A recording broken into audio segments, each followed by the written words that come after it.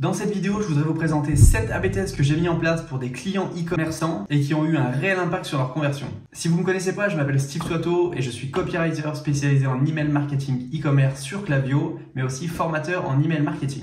Depuis que j'ai commencé à envoyer des emails marketing pour des clients en 2021, j'ai pu tester pas mal de choses et faire pas mal d'A/B tests. Et du coup, aujourd'hui, je voulais vous partager tout ce que j'ai essayé et ce qui a plutôt bien fonctionné en termes d'A/B tests pour vous faire gagner du temps et donc vous aider à augmenter vos conversions par email. Donc la première chose à faire pour avoir un réel impact sur vos conversions, c'est de tester l'objet d'email. L'objet d'email, c'est la première chose que vos abonnés voient sur leur boîte mail. Donc il faut vraiment accrocher leur attention et ce que j'aime bien dire, c'est de jouer le maximum sur la curiosité et le bénéfice pour les inciter à cliquer sur votre email et découvrir le contenu de l'email. Donc si vous ne savez pas comment vous y prendre pour vos A/B tests, moi je m'y prends de cette manière. La première chose que je fais, c'est que je crée deux variantes d'objets d'email. Donc je les teste, je les confronte l'un avec l'autre. J'aime bien tester des approches qui soient différentes, par exemple l'utilisation de questions. Pourquoi pas de mettre de l'urgence aussi dans un des deux objets d'email. Donc de personnaliser, c'est-à-dire de mettre le prénom ou mettre quelque chose que la personne a acheté par exemple.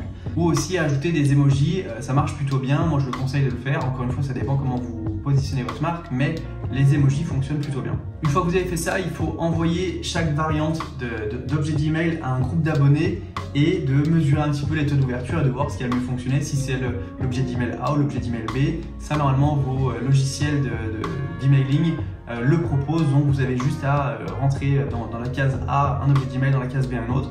Et en fait, après avoir envoyé des emails à chaque groupe, vous verrez un petit peu les taux d'engagement et les taux de conversion en pourcentage. Et en fait, l'avantage de tester des objets d'email, c'est de voir un petit peu comment réagit votre audience, qu'est-ce qu'elle veut, qu'est-ce qu'elle ne veut pas, de la façon où vous pouvez lui parler. Et donc, c'est hyper important de toujours tester des objets d'email. On en parle beaucoup, mais c'est vraiment la première pierre à l'édifice qu'il faut mettre. Donc, toujours tester ces objets d'email. Deuxième chose que j'aime bien tester, c'est les appels à l'action. Donc, l'appel à l'action, qu'est-ce que c'est? C'est ce que vous allez demander à faire à votre lecteur pour l'inciter à passer à l'étape d'après, si vous voulez. Donc ça peut être aller sur votre site, ça peut être découvrir votre offre, ça peut être réserver un appel, ça peut être peu importe. L'idée, c'est de lui dire de cliquer sur un bouton, sur un lien pour qu'il arrive sur la page d'après et potentiellement achète votre produit. Donc comme pour les objets d'email, ce qu'il faut faire, c'est tester deux versions. Vous pouvez tester par exemple des couleurs différentes d'appels à l'action, enfin de boutons. Vous pouvez tester des textes différents, donc du copywriting un petit peu différent. Donc au lieu de dire découvrir le produit, vous pouvez dire je découvre le nom du produit ou voilà. L'idée, c'est de tester toujours ces appels à l'action pour voir un petit peu ce qui fonctionne. Troisième chose que j'aime bien faire quand je fais des A/B tests, c'est de tester le contenu de l'email et surtout la mise en page. C'est vraiment essentiel, une fois que la personne a cliqué sur votre email, de garder son attention le plus longtemps possible et donc de la faire descendre jusqu'en bas et de la faire cliquer sur le bouton d'appel à l'action. Donc encore une fois, il faut créer deux variantes. Donc ce que moi j'aime bien faire notamment, c'est de jouer un petit peu sur est-ce que l'email est très design, est-ce qu'on peut pas retirer un petit peu le design et faire des emails un peu plus textuels, parce qu'on a l'habitude dans l'e-commerce notamment de recevoir des emails avec beaucoup d'images, beaucoup de couleurs, justement de prendre le contre-pied, de se dire et si on faisait un truc hyper épuré, souvent ça a un peu plus 95% du temps on a de meilleurs résultats de cette manière par exemple.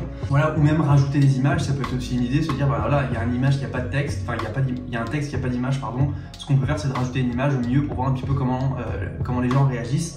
Tester des paragraphes différents, est-ce qu'on saute plus de lignes, est-ce qu'on saute moins de lignes, c'est vraiment essayer de rendre ça un peu plus fluide et de permettre à la personne en fait de descendre le contenu petit à petit jusqu'en bas de votre email. Quatrième chose que j'aime bien tester, c'est la fréquence d'envoi. J'ai remarqué qu'il y a beaucoup de personnes qui ne veulent pas envoyer d'email marketing parce qu'elles ont peur de saouler les gens. Encore une fois, si les emails saoulent les gens, c'est parce qu'ils ne sont pas intéressants.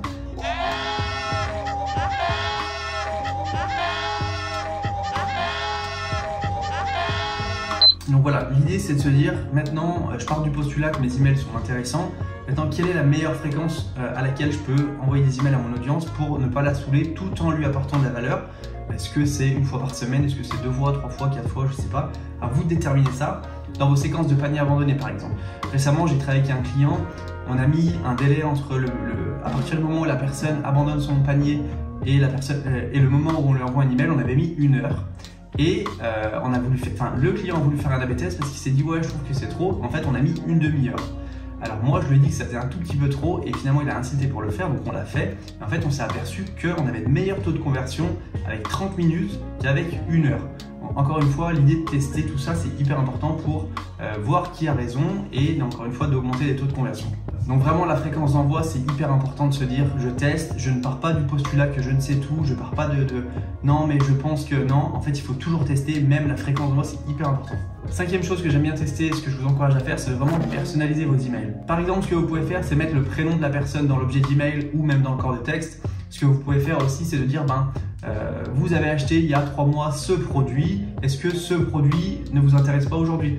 L'idée c'est ça, c'est de dire je te connais, je sais ce que tu fais, je suis là pour toi, je personnalise mes communications pour que la personne se dise voilà, ils traitent leurs clients d'une bonne manière, ils savent exactement ce que j'ai acheté, ils savent ce que j'aime, ce que j'aime pas. Donc voilà, vraiment personnaliser l'expérience au maximum. Par exemple, une personne si elle s'inscrit, je sais pas, le 5 juillet à votre newsletter, je lui ai envoyé un email le 5 juillet l'année d'après, voilà, ça fait déjà 1 an que vous êtes inscrit, donc vraiment montrer que vous personnalisez vos communications et que c'est pas un email qui passe, qui est envoyé à tout le monde en fait. Sixième AB test que j'aime bien mettre en place, c'est de vraiment segmenter la liste email. Ce que vous pouvez faire, c'est de se dire voilà, maintenant j'ai un email que j'ai envie d'envoyer à ce groupe de personnes, donc ça peut être une bêtise, des femmes entre 40 et 70 ans qui ont manifesté un intérêt pour cette chose ou des hommes qui ont manifesté ça pour ça ou ça.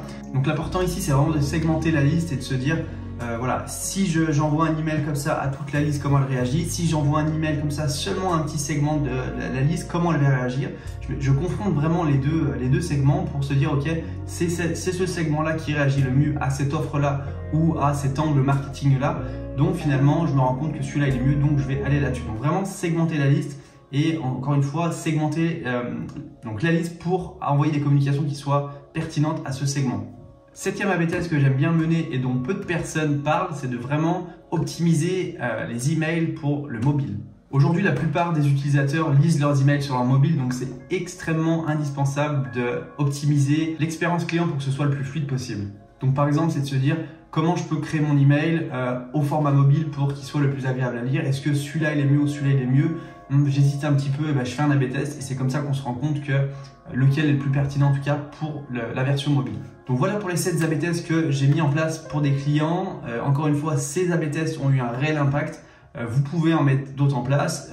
Moi, je vous dis que c'est ceux-là qui ont plutôt bien fonctionné et je les réutilise souvent pour d'autres clients.